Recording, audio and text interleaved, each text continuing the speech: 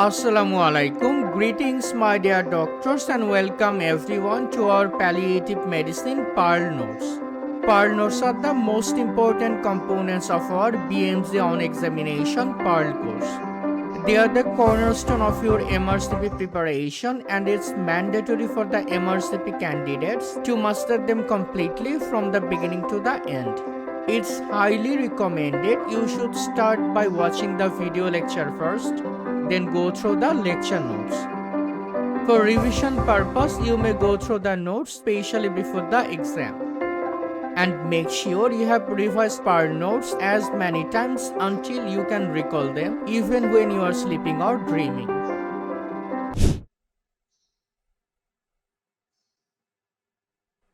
Hypercalcemia is a common cause of constipation in palliative care. The cancers most frequently associated with hypercalcemia are breast cancers, lung cancer, renal cell carcinoma, prostate cancer with bone metastasis, and most commonly myeloma. Hypercalcemia is most frequently associated with two conditions. Number 1, primary hyperparathyroidism. Number 2, malignancy. And for remembering the malignancy associated with hypercalcemia, we will use the mnemonic blood pressure monitor. So M for monitor, M for myeloma, and myeloma is the most common cause of cancer associated with hypercalcemia. Blood starts with B and L, so B for breast cancer and L for lung cancer. Pressure starts with P and R, so P for prostate cancer with bony metastasis and R for renal cell carcinoma. Hypercalcemia of malignancy is a palliative care emergency and should be considered in all patients presenting with acute deterioration. It occurs in approximately 10% of patients with cancer and usually in those with disseminated cancer. Typical features include altered consciousness, fatigue, general ache, dehydration, constipation, bradycardias, and other arrhythmias. Patient presenting with acute deterioration or altered consciousness in the palliative care, the most likely diagnosis is the hypercalcemia of malignancy unless proven otherwise. Hypercalcemia are often associated with the cancers as we have seen before, and hypercalcemia is most commonly encountered in case of disseminated cancer, meaning the metastatic cancer. Constipation is usually the most common GIT manifestation of hypercalcemia. However, in the palliative care patient, we should always consider the acute deterioration or altered consciousness.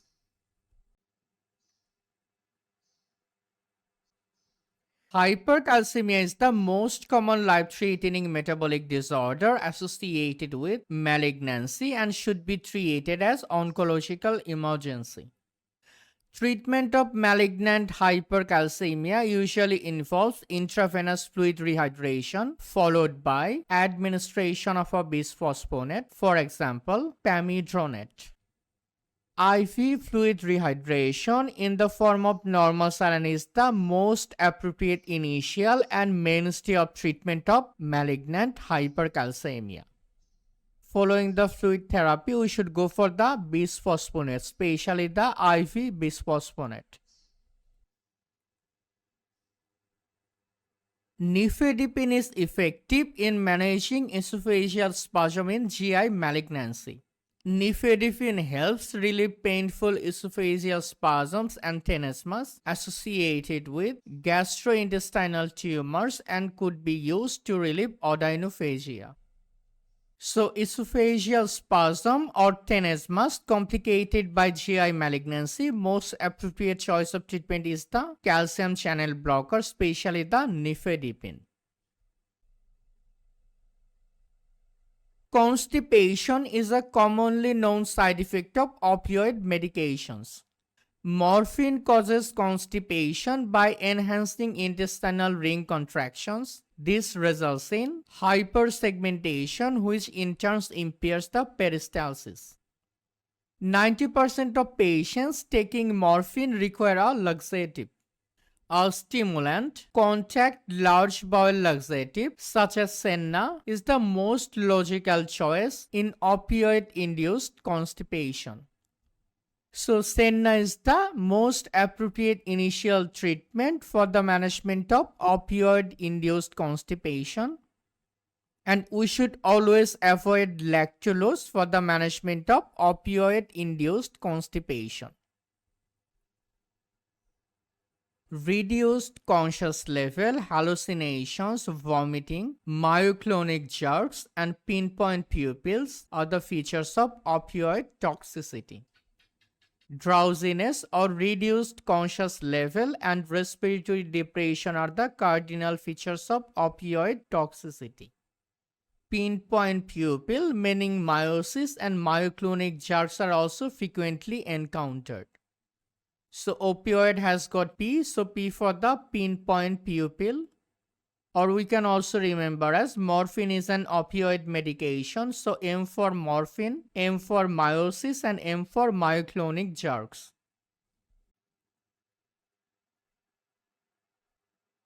Morphine undergoes extensive first-pass metabolism in the liver. However, it's the plasma half-life which defines the timing of the doses.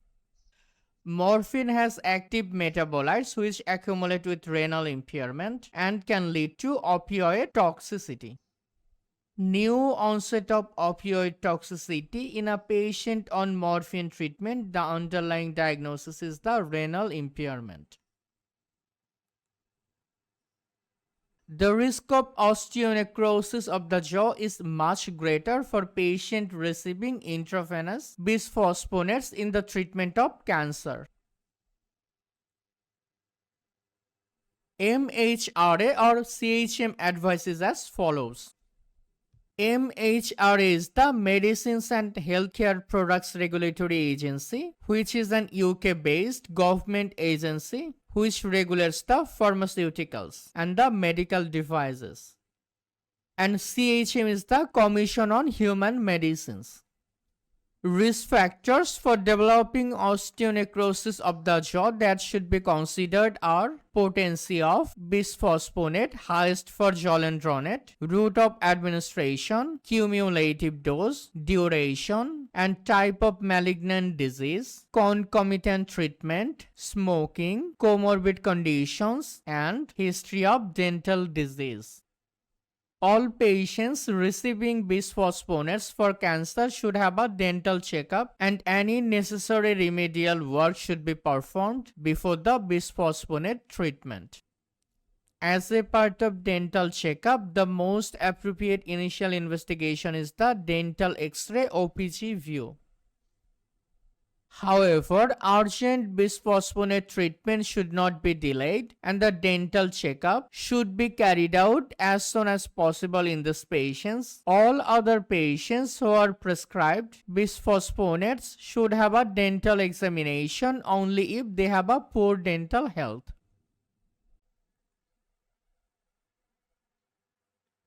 World Health Organization WHO recommendations for the management of cancer pain, which suggest analgesia should be given by the mouth, by the clock, and by the ladder.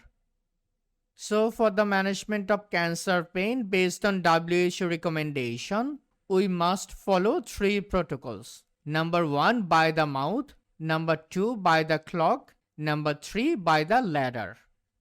By the mouth implies using the oral route for all drugs including morphine and other opioids unless patient is vomiting, semi-conscious or has dysphagia. By the clock means persistent pain requires preventative treatment and as needed, meaning the PRN analgesia only isn't acceptable. By the ladder implies the WHO analgesic ladder. The WHO analgesic ladder recommended that analgesia be given promptly in the following order until the patient is free of pain.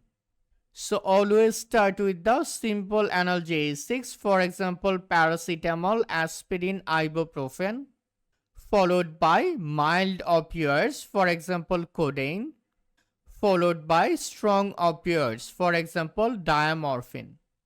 The WHO analgesic ladder is as follows. Step 1. Non-opioid with or without adjuvants, for example paracetamol or NSAIDs. Step 2. Weak opioid plus non-opioid with or without adjuvants, for example cocodamol 30 by 500 mg. Step 3. Strong opioid plus non-opioid with or without adjuvant, like the morphine, fentanyl or oxycodone. So in all the three steps, we may or may not go for the adjuvant drugs. And in step 1, single drug non-opioid. And in step 2, combination of two drugs, non-opioid plus weak opioid. And in step 3, also two drugs similar to step 2. But in step 3, we should go for strong opioid instead of weak opioid. So non-opioid plus strong opioid with or without adjuvant is the step 3 WHO analgesic ladder management.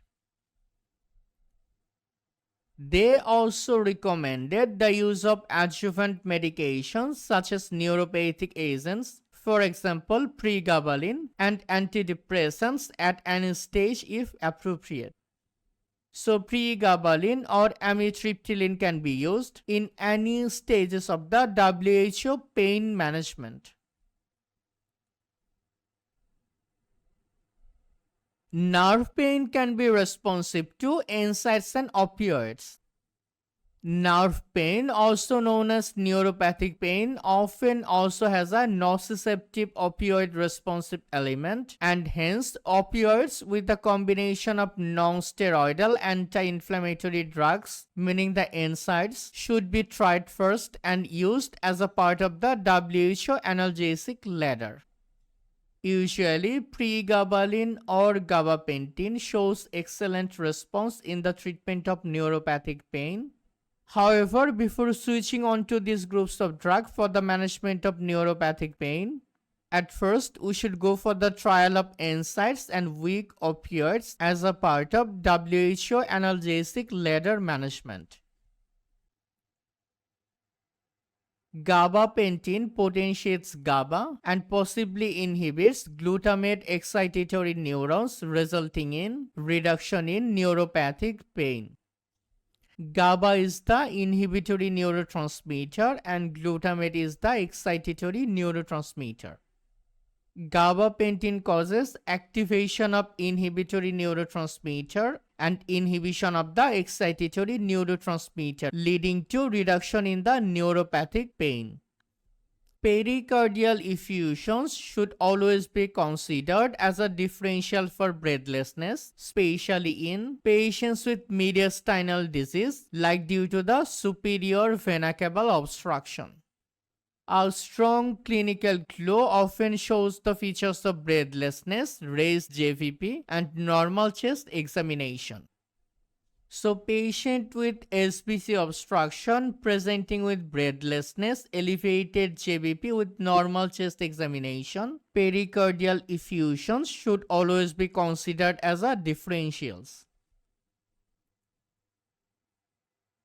Haloperidol is a cause of drug-induced Parkinsonism, DIP. This can occur when drugs with dopamine receptor antagonists D2 activity are initiated as antiemetics. Akathisia and bradykinesia are more common in drug-induced Parkinsonism. Usually, resting tremor is a rare presentation of drug-induced Parkinsonism, and bradykinesia and akathisia are often the predominant features.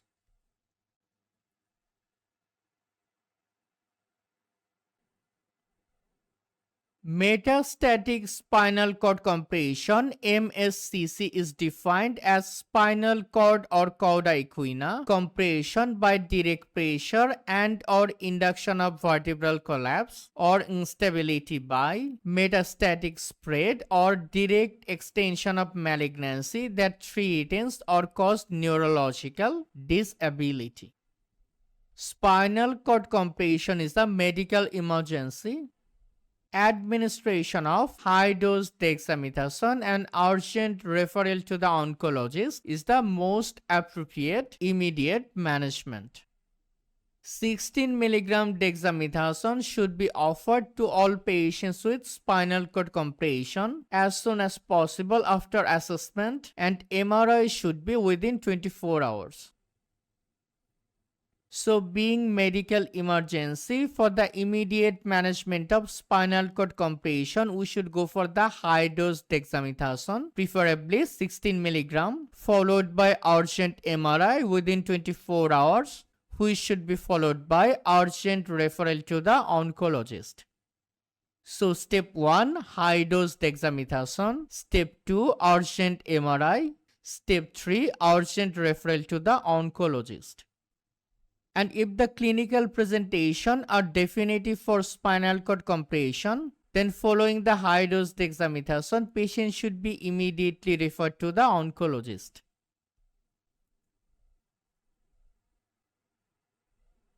MRI whole spine is the imaging modality of choice in case of suspected malignant spinal cord compression.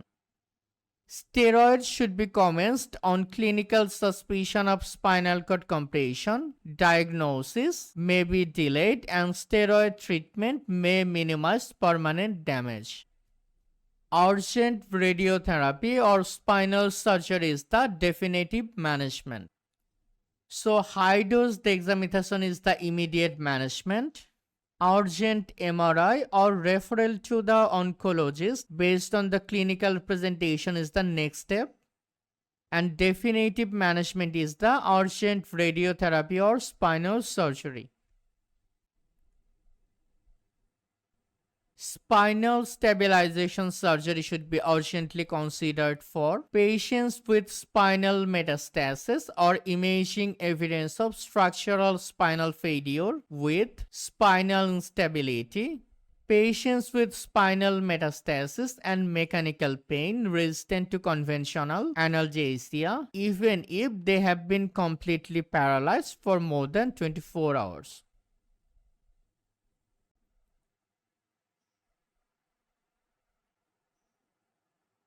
Pre-treatment ambulatory function is the best determinant of post-treatment gait function in malignant spinal cord compression. 80% of patients will maintain mobility if ambulatory function is good at presentation of malignant spinal cord compression. Bisphosphonates are useful adjuncts for bone pain, especially in breast cancer and myeloma. The beneficial effect of bisphosphonates can be delayed for up to 2 weeks and can last for 1 month, and treatments are therefore usually given on monthly basis, typically for 6 months. So, for the adjunctive management of bony pain, especially in case of breast cancer and myeloma, bisphosphonates should be administered for at least 6 months. Plain X-ray is the initial investigation in the management of malignant bone pain. It should be used to calculate Merrill score to guide future management. If the plain X-ray is negative, then consideration should be given to an MRI pelvis or hip, as even large metastasis can be missed on X-ray. Based on the Merrill's criteria, if the score is greater than 8, we should go for the prophylactic fixation. Merrill's criteria has got 4 parameters: site, pain, lesion, and size. Depending on each parameter, the score can be either 1, 2, or 3.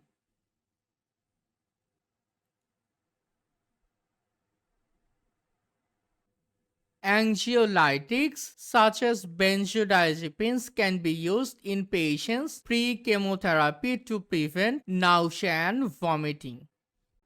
So benzodiazepine can be used for the prophylaxis of pre-chemotherapy nausea and vomiting, and for the management of post-chemotherapy nausea and vomiting, we should go for the centrally acting antiemetics like ondansetron or palonosetron.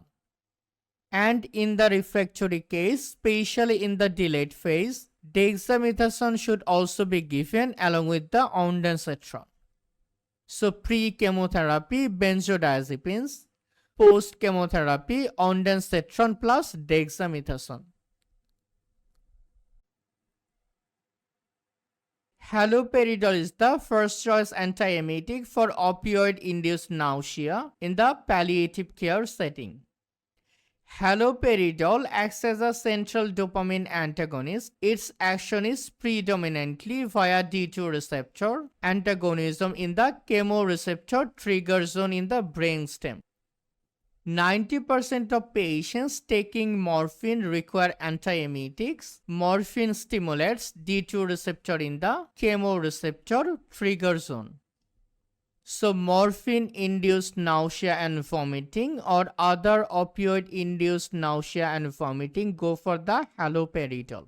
And haloperidol is the dopamine D2 receptor antagonist.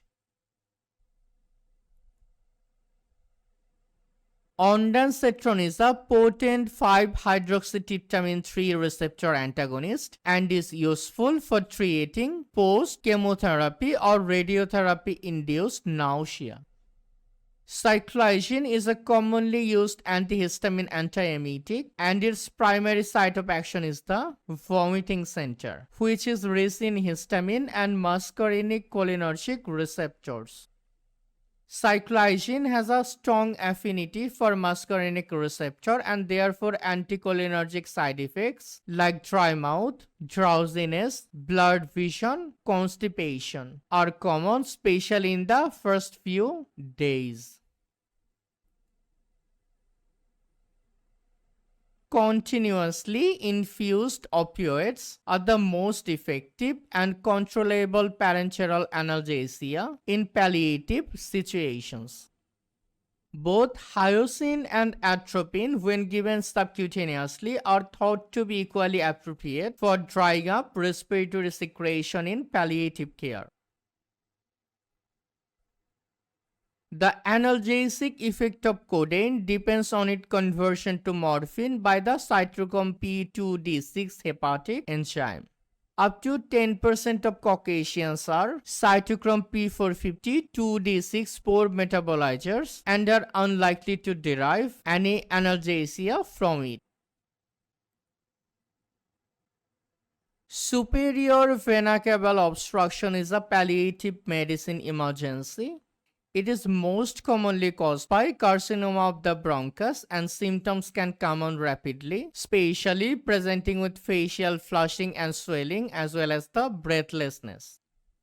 If there is a high clinical suspicion, the patient should be referred to the local oncology service to confirm the diagnosis and initiate management. CT thorax is the imaging modality of choice in suspected case of SVC obstruction. So in case of metastatic spinal cord compression, choice of investigation is MRI of the whole spine. And in case of SVC obstruction, choice of investigation is the CT scan of the thorax. Metastatic spinal cord compression should be immediately treated by high-dose dexamethasone followed by radiotherapy or spinal stabilization surgery. And SVC obstruction should be treated by endovascular stenting.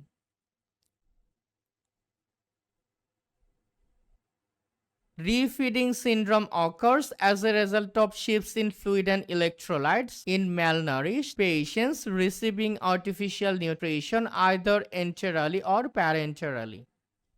And hypomagnesemia is the cardinal electrolyte disorder seen in case of refeeding syndrome. Refeeding syndrome induced hypomagnesemia often leads to life-threatening cardiac failure and severe muscle weakness. So, urgent replacement of magnesium is the most important initial step in the management of refeeding syndrome.